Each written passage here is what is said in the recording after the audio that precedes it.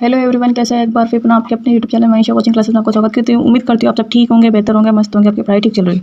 तो स्टूडेंट, आज हम बात करने वाले क्लास 11th केमिस्ट्री का चैप्टर 2 परमाणु संरचना, जिसका टॉपिक लेके आई हूँ जिसमें हमारे टॉपिक का नाम रहने वाला कण की दैत्य प्रकृति को समझते हुए डी ब्रोगली समीकरण, यानी आप आज कुल मिला के डी ब्रोगली समीकरण को समझने वाले बच्चों। यहाँ 11th क्लास में तो इंपॉर्टेंट है ही, लेकिन बच्चों क्लास 12th में फिजिक्स का भी इंपॉर्टेंट टॉपिक है।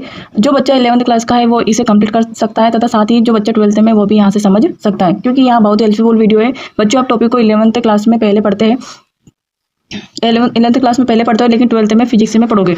तो बच्चों, हम देखेंगे कि कण की दैत्य प्रकृति की बात करें तो कण की दैत्य प्रकृति क्या होती है। तो स्टूडेंट, प्रकृति का मतलब है पदार्थ किसके मिलकर बना होता है। जो पदार्थ कणों से मिलकर बना होता है, परिभाषा जैसे हम स्टूडेंट बताऊं, उसकी परिभाषा क्या होती है। कण की दैत्य प्रकृति में सर्वप्रथम आइंस्टीन ने 1905 में बताया कि प्रकाश व विद्युत चुंबकीय विकिरणों में कण और तरंग की प्रकृति पाई जाती है। क्या पाई जाती है? कण और तरंग की प्रकृति पाई जाती है। ठीक है, कब बताया? 1905 में बताया। तो स्टूडेंट कह सकते हैं कण की जो दैत्य प्रकृति होती है। तो स्टूडेंट, यह प्रकृति का मतलब है पदार्थ किससे मिलकर बना होता है। तो पदार्थ कणों से मिलकर बना होता है। परिभाषा को जैसे कि हमने लिखा है, तो सर्वप्रथम आइंस्टीन ने बताया था कि जो विद्युत चुंबकीय विकिरण है, क्या है? जो विद्युत चुंबकीय विकिरण है, इनमें कण व तरंग प्रकृति में पाई जाती है। क्या पाई जाती है? तरंग और कण की प्रकृति पाई जाती है। लेकिन ये कण व तरंग प्रकृति का मतलब क्या है? देखिए कि कुछ तरंग इस प्रकार से चलती है। ठीक है, जैसे कि हम बताते हैं आपको। देखिए, कोई भी तरंग कुछ इस तरह से चलती है। ठीक है, लेकिन बाद में बताया गया कि ये जो तरंग है, इनमें कुछ ना कुछ कण का समूह भी उपस्थित होता है। क्या होता है? कुछ ना कुछ कण का समूह होता है। तो ये कुछ कण इस प्रकार से चलती हुई कण के समूह में होती है। क्या होती है? इस प्रकार कण के समूह में क्या होती है? उपस्थित होती है। इसीलिए तो बोला गया है। तो कुछ विद्युत चुंबकीय तरंग या विद्युत तरंग सभी में क्या होता है कि सभी कण प्रकृति में पाए जाते हैं। क्या है? सभी में कण प्रकृति में पाए जाते हैं। सभी कण की ऐसी प्रकृति पाई जाती है कि और तरंग प्रकृति भी पाई जाती है। इसलिए पदार्थ की दैत्य प्रकृति को बताया गया। लेकिन जब परिभाषा के अनुसार 1905 में आइंस्टीन ने बताया था कि कहा गया था कि कण की दैत्य प्रकृति, सर्वप्रथम आइंस्टीन ने 1905 में बताया कि प्रकाश व विद्युत चुंबकीय प्रकरणों में कण व तरंग प्रकृति पाई जाती है। कैसी? कण व तरंग की प्रकृति पाई जाती है। ठीक है, ये किसने बताया? आइंस्टीन ने। कब? 1905 में बताया। ठीक है, तो ये जो दे रखा है, ये तरंग के रूप में गति करती है, और ये कण के समूह को, मतलब कण के रूप में क्या करती है? गति करती है। क्लियर हो स्टूडेंट?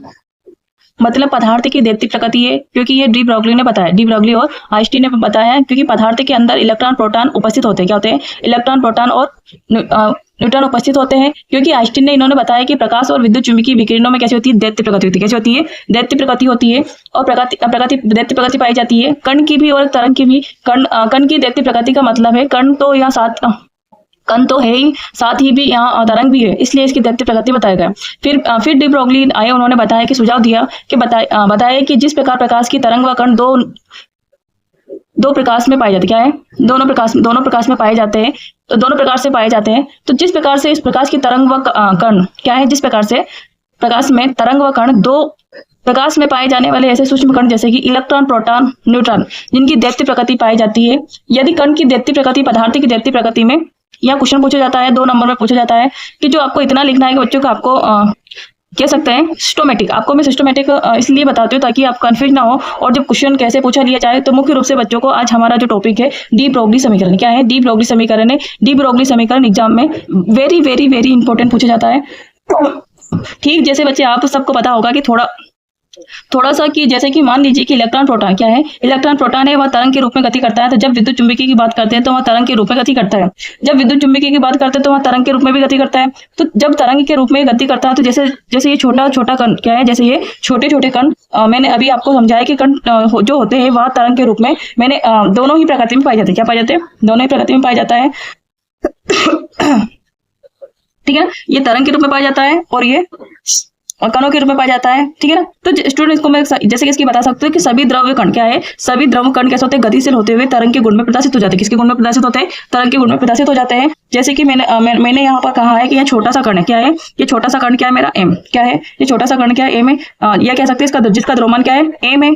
इसका कुछ ना कुछ तरंग दैर्घ्य होगा, और तरंग दैर्घ्य का मतलब है स्टूडेंट तरंग दैर्ध्य से मतलब है दो क्रमागत स्रगों, क्या है ये दो क्रमागत, क्या है दो क्रमागत स्रगों या दो क्रमागत गर्तों के बीच की दूरी क्या कहलाती है, हमारी तरंग दैर्ध्य कहलाती है, जिसकी बीच की दूरी कितनी होती है, लैम्डा होती है, क्या होती है, लैम्डा होती है, ठीक है स्टूडेंट। और अगर हम कह सकते हैं यह कंपन, क्या कहते हैं, एक कंपन करने में, ये यहाँ से लेके तो यहाँ तक दो स्रगों के बीच, मतलब एक कंपन करने में जितनी दूरी तय करता है, इसका कुछ ना कुछ वेग तो होगा, क्या इसका कुछ ना कुछ वेग तो होगा स्टूडेंट।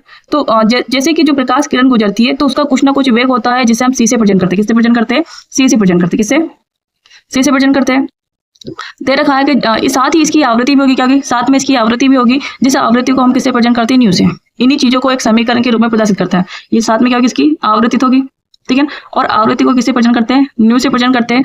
तो स्टूडेंट साथ ही इसकी आवृत्ति होती है और इन्हीं चीजों को एक समीकरण के रूप में प्रदर्शित किया गया, क्या है, एक समीकरण के रूप में प्रदर्शित किया गया। और आइंस्टीन ने इन्हीं के बीच एक संबंध बता दिया, उसके द्रव्यमान और वेग के संबंध होता है, क्या होता है, उसके द्रव्यमान और वेग में संबंध होता है, जिसे हम एक डी ब्रॉगली समीकरण कहते हैं, जिसे हम क्या कहते हैं, डी ब्रॉगली समीकरण कहते हैं। यदि हम बात करें कि डी ब्रॉगली समीकरण दिया है क्या, कि पूरा योगदान किसका है, तो उन्होंने कुछ फ्लांके के सिद्धांत के अनुसार और लिया और कुछ आइंस्टीन के द्रव्यमान अनुसार क्या लिया, उसने तुलना के अनुसार, अर्थात दोनों को नियमों को मिक्स करके, यानी दोनों को मिक्स के रूप में दिया। आपने कुछ अलग अलग, यानी हम कह सकते हैं कि दूसरे का कॉपी करके नया समीकरण, जैसे कि आइंस्टीन और उन्होंने क्या बताया था कि जो हमारा समीकरण बनता है, आइंस्टीन ने क्या बताया था, आइंस्टीन ने बताया कि यदि कण क्या है, द्रव्यमान और ऊर्जा होती है, तो कण का द्रव्यमान वेग क्या होगा, एम क्या होता है, एम होता है, द्रव्यमान कितना होता है, एम होता है, वेग क्या होता है इसका, सी होता है। तो हमारा समीकरण आइंस्टीन के अनुसार, किसके,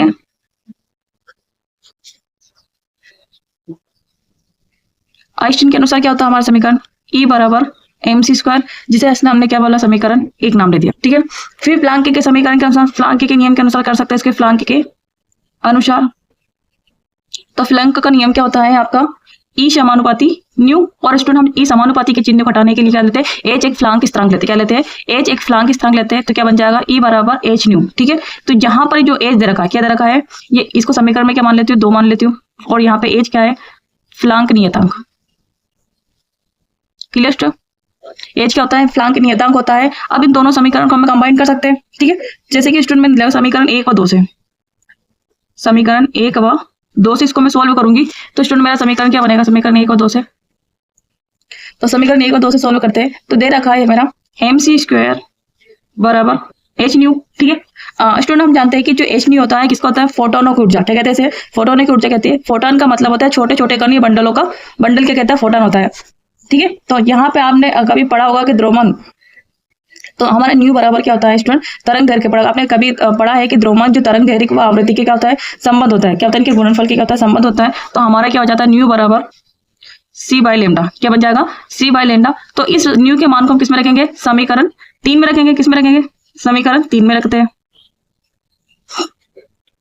समीकरण 3 में न्यू का मान रखने पर, ठीक है। तो इसको सॉल्व करते हैं, न्यू का मान रखेंगे तो क्या बन जाएगा हमारा, mc² बराबर h, न्यू का मान कितना, c/λ, ठीक है ना।